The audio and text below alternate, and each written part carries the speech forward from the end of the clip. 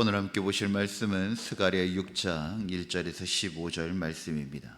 스가랴 6장 1절에서 15절 말씀입니다.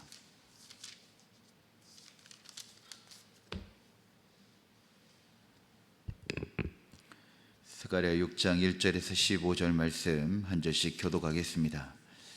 내가 또 눈을 들어본즉 내 병거가 두 산 사이에서 나오는데 그 산은 구리산이더라.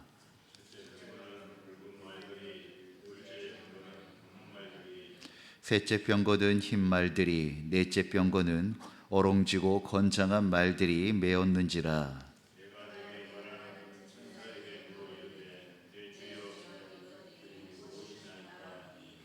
천사가 대답하여 이르되 이는 하늘의 내 바람인데 온 세상이 주 앞에 서 있다가 나가는 것이라 하더라.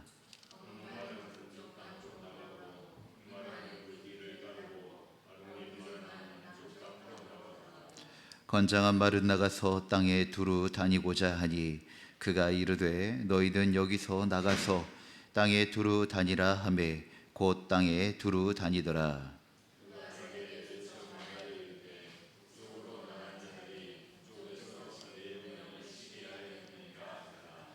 여호와의 말씀이 내게 임하여 이르시되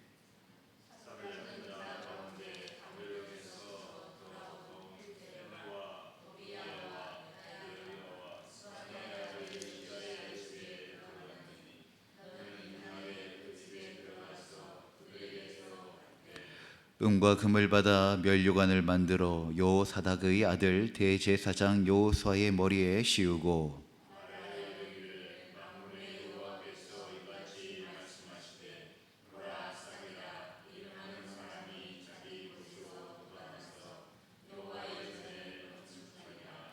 그가 여호와의 전을 건축하고 영광도 얻고 그 자리에 앉아서 다스릴 것이요 또 제사장이 자기 자리에 있으리니 이 둘 사이에 평화의 의논이 있으리라 하셨다 하고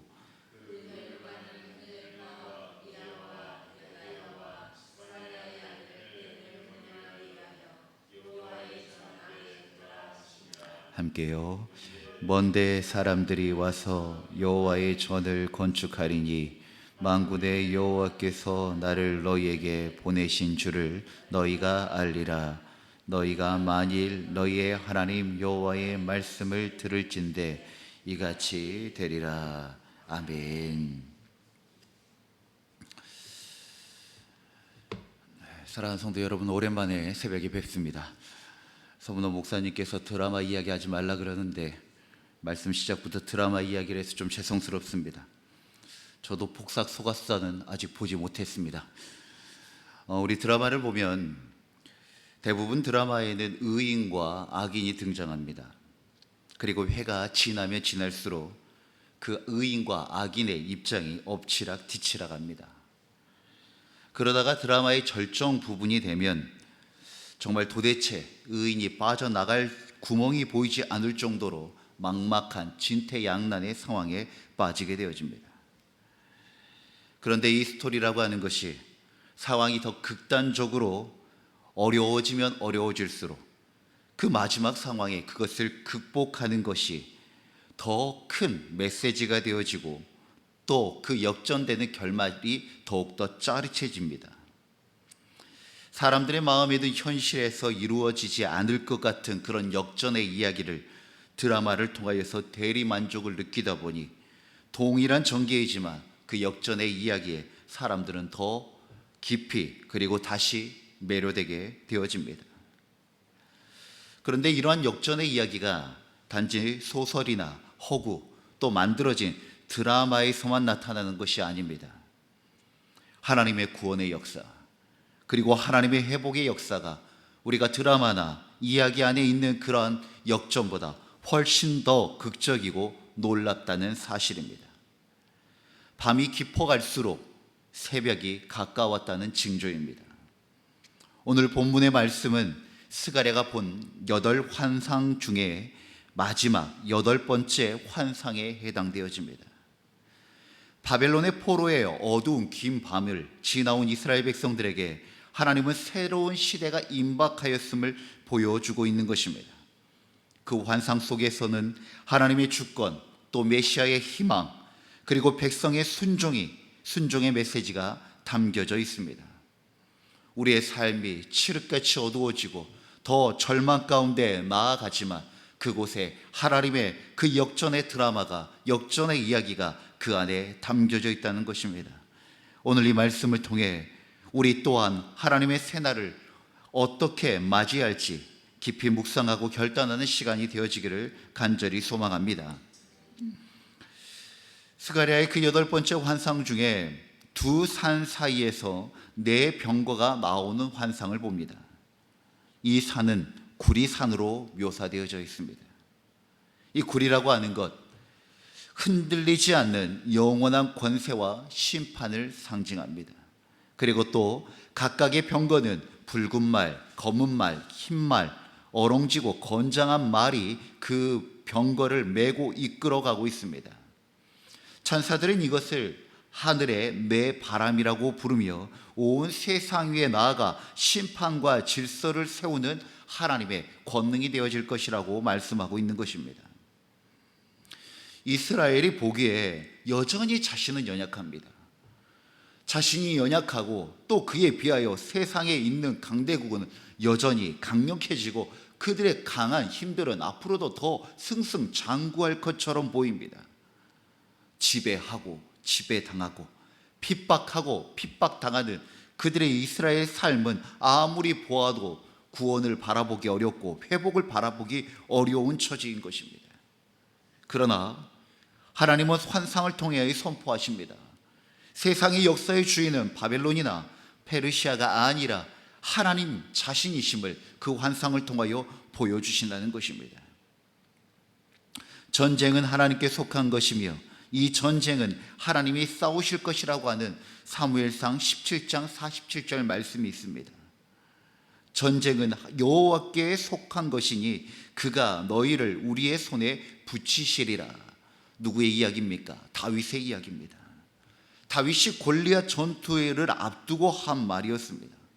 그곳에는 전투에 능한 수없이 많은 군사들이 있었습니다. 그런데 그곳에 어느 누구도 보지 못하는 것을 이 소년 다윗이 보고 있었습니다. 이스라엘의 진영이든 블레셋의 진영이든 장군들도 우두머리도 왕도 보지 못하는 것을 유일하게 다윗만 보고 있었던 것입니다. 그것은 바로 이 전쟁의 주권이 하나님께 있고 이 전쟁은 이미 하나님께서 승리로 결정하셨다라는 전쟁의 그 본질을 유일하게 다윗만 보고 있었다는 것입니다. 지난주 야구 경기로 마음들이 어려우신 분들이 많으셨던 것 같습니다. 우리는 똑같은 경기인데 야구 중계를 보는 사람의 마음과 하이라이트를 보는 사람의 마음은 완전히 다릅니다. 감정도 다릅니다. 왜 그렇습니까? 그 결과를 알고 모르고의 차이입니다. 결과를 알지 못하고 보는 사람들은 그 안에 여러 가지 감정이 담겨지지만 결과를 알고 보는 사람은 그 감정이 풍랑치지 않습니다. 전쟁의 결말을 모르는 사람들에게는 두려움과 염려이지만 다윗은 이미 그 전쟁의 결말을 하나님께서 주시는 그 말씀을 통하여서 믿음으로 받았기 때문에 그 전쟁의 결말을 알고 있었다는 것입니다. 그러니 담대히 나아갈 수 있었던 것입니다. 다윗이 물맷돌을 믿고 나아갔던 것일까요? 아닙니다. 물맷돌은 그저 하나님의 권능의 놀라움을 더 극적으로 만드는 도구에 불과한 것이었습니다.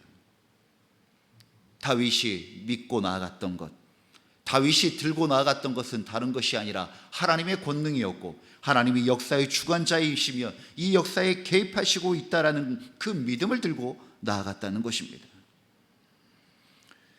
하나님께서는 스가랴 이 8번째 환상 가운데 다시 한 번 더 말씀하고자 했던 것은 아무리 칠흑 같은 어둠 가운데 있더라도 이 역사에 하나님께서 개입하고 계시고 하나님께서 싸우실 것이라고 하는 그 메시지를 다시 스가랴를 통하여 이스라엘 백성들에게 전하여 주고 있었던 것입니다. 사랑하는 성도 여러분, 오늘도 우리도 두려워하는 세상 권세가 만연하는 세상 속에 살아가고 있습니다. 정치와 경제, 사회적 불안과 개인의 삶을 억누르고 힘이 들어갑니다. 그러나 그 모든 것 위에 하나님의 주권이 하나님의 주권의 바람이 불고 있음을 믿으시길 바랍니다. 하나님의 바람이 불어옵니다. 하나님의 바람은 땅에 두루 다니며 하나님의 뜻을 반드시 이루시는 것입니다.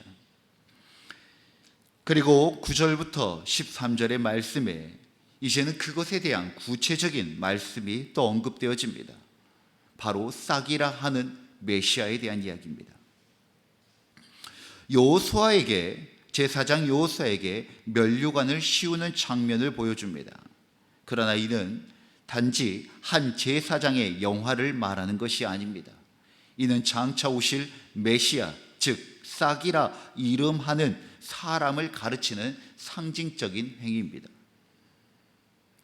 저는 식물이나 동물을 잘 키우지는 못합니다. 그런데 개척을 하고 나서부터 식물을 키우게 되었습니다.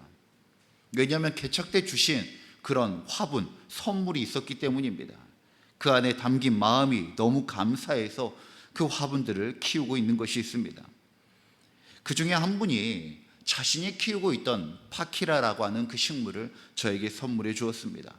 작은 화분이었습니다. 그런데 옮겨 심고 잘 키워보았더니 키가 훌쩍 넘을 정도로 컸고 중간중간에 가지도 쳐주었습니다. 그런데 이사를 오면서 추운 날씨에 방치되어 있고 잘 돌봐주지 못하였더니 잎이 다 떨어져 나가버린 것입니다. 줄기도 마른 줄기가 된 것을 보니 이제 다 죽은 듯 했습니다. 그래도 한번 살려보자 하는 마음으로, 좀 더 키워보자 하는 마음으로 영양제도 주고 물도 주고 햇빛도 보여주고 했더니 어느 순간 그 마른 줄기에서 초록색 싹이 보이는 것입니다. 참 신기하더라고요. 싹이 난 게 신기한 게 아니라 다 마른 줄기에서 그 싹 하나 난 것인데 어느 순간 제 마음에 안도감이 생기더라고요. 아, 이 화분은 살았구나. 그 작은 새싹 하나 보면서 다 죽은 상황이고 여전히 미약한 생명인데 그 새싹 하나 보았더니 이제는 살겠구나라고 하는 안도감이 생기더라는 것입니다.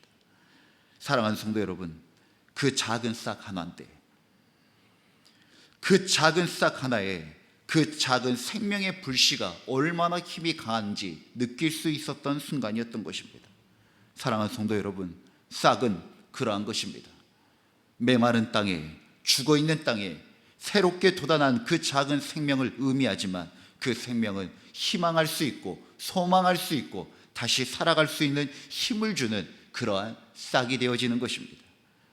이스라엘 역사가 바벨론에 의해 잘려나간 것 같지만 하나님은 새싹을 준비하고 계셨던 것입니다. 그 새싹은 장차 여호와의 전을 건축하고 영광을 얻고 다스릴 것이라고 말씀합니다. 그것은 바로 제사장과 왕의 직분을 동시에 감당하시는 분, 바로 예수 그리스도를 예표하고 있습니다. 13절 말씀에 보니 갈등이 전혀 없이 한 메시아 속에서 왕의 직분과 제사장의 이 두 직분이 조화를 이룰 것이라고 말씀하고 있는 것입니다. 왕 같은 제사장으로, 제사장 같은 왕으로서의 예수님의 직분에는 다툼이 없고 샬롬, 즉 평화와 조화로움만 있을 뿐이라는 것입니다. 우리 시대에도 경제적인 부분이나 인권에 대한 부분에서 사회적인 맥락과 종교적 맥락이 부딪히는 영역들이 존재합니다. 그리고 그 긴장을 풀기는 사실 쉽지가 않습니다. 그런데 주님은 다르다는 것입니다. 주님은 왕이시며 곧 제사장이시기에 사회에서나 종교에서나 어떠한 영역에서나 한 가지의 메시지와 말씀을 전할 수 있고 그것이 모든 이들에게 동일한 메시지가 되어져 진정한 샬롬, 진정한 연합, 진정한 아름다움을 이뤄갈 수 있는 그 권세가 바로 예수 그리스도 안에 있다는 것입니다.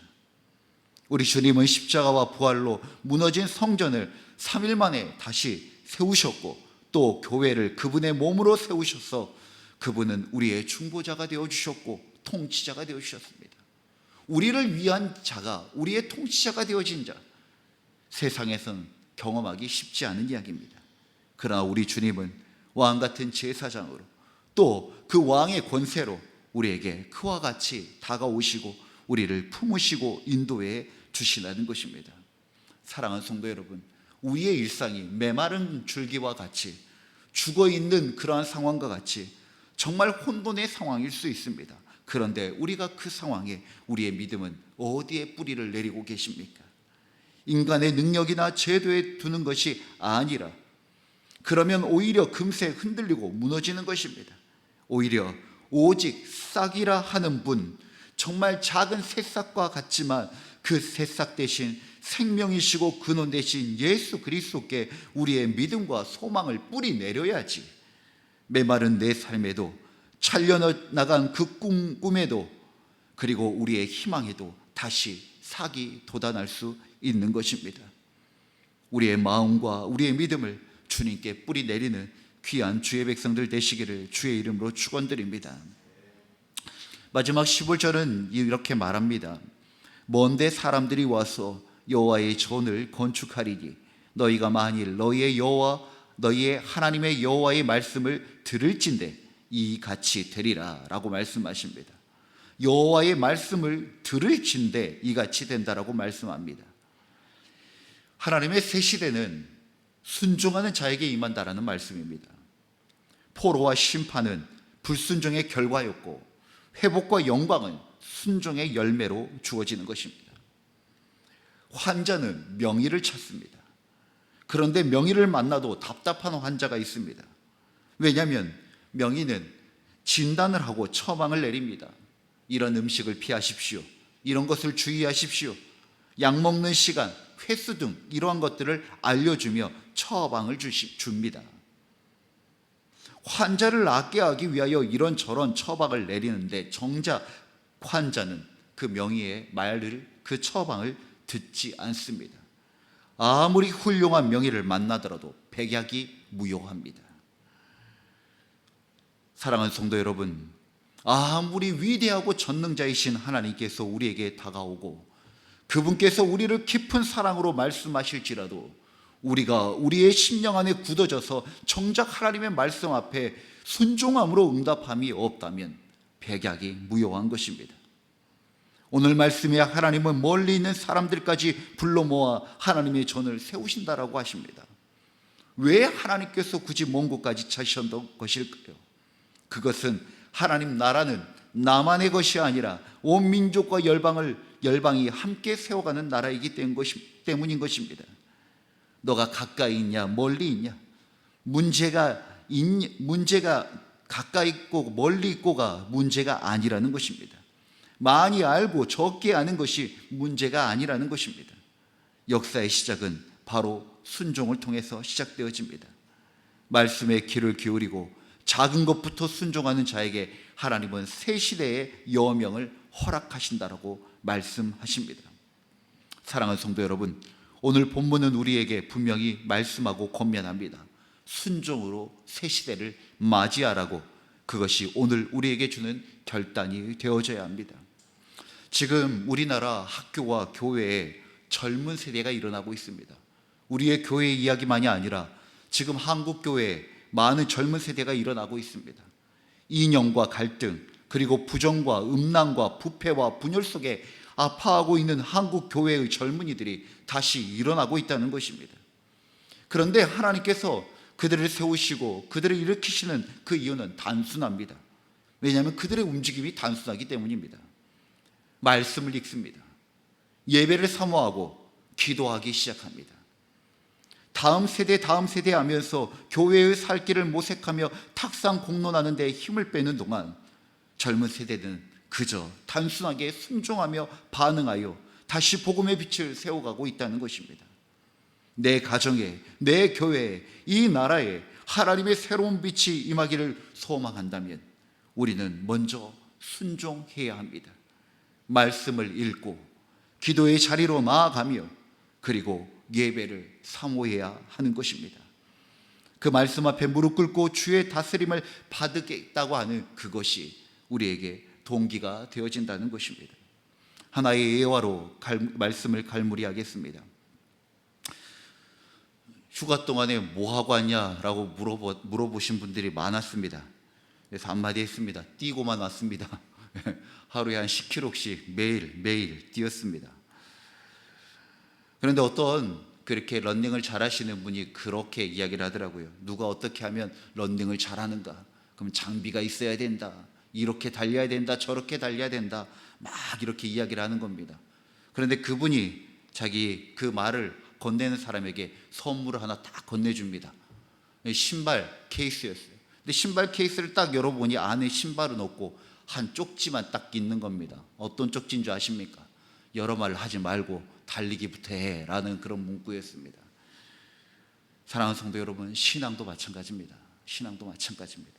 이래야 된다, 저래야 된다, 그런 많은 말 하기 전에 하나님 앞에 나아가는 것이 먼저입니다.